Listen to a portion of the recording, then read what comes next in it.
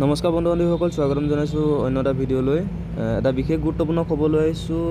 2022 চনৰ ইণ্ডিয়া পোষ্টত হোৱা অনলাইন প্ৰক্ৰিয়াৰ ৰিজাল্ট আজি প্ৰকাশ কৰিছে। গতিকে এই ৰিজাল্ট কেনেদৰে আপোনালোকে চাব, গতিকে ভিডিঅ'টোৰ জৰিয়তে দেখাইছোঁ, আপোনালোকে ভিডিঅ'টো শেষলৈকে চাই থাকিব।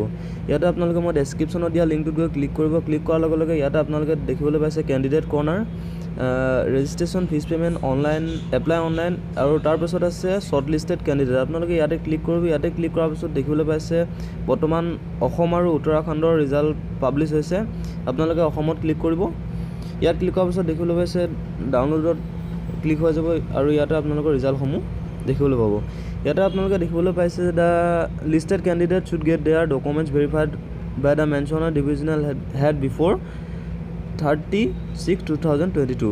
অৰ্থাৎ যিসকল কেণ্ডিডেটৰ নাম ইয়াত আহিছে তেওঁলোকে 30 জুনৰ আগত তেওঁলোকৰ ডকুমেণ্টছ ভেৰিফাই কৰিবলৈ হ'ব আৰু কৈছে যে candidate should go' along with their relevant original documents for verification. আৰু ভেৰিফিকেশ্যনৰ বাবে কেণ্ডিডেটসকলে অৰিজিনেল ডকুমেণ্টছসমূহ লগত লৈ যাব লাগিব। আৰু ইয়াতে আপোনালোকে দেখিবলৈ হৈছে মুঠ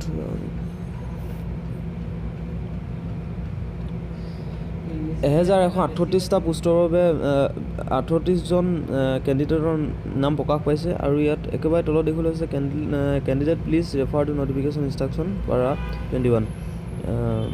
আৰু লগতে SMS আৰু ইমেইলৰ জৰিয়তে আপোনালোকলৈ পঠিওৱা হৈছে। গতিকে আপোনালোকে ইয়াতে এনেদৰে গৈ আপোনালোকে শ্বৰ্ট লিষ্টখন চাবগৈ পাৰিব। গতিকে ভিডিঅ'টো শেষলৈকে চোৱাৰ বাবে ধন্যবাদ।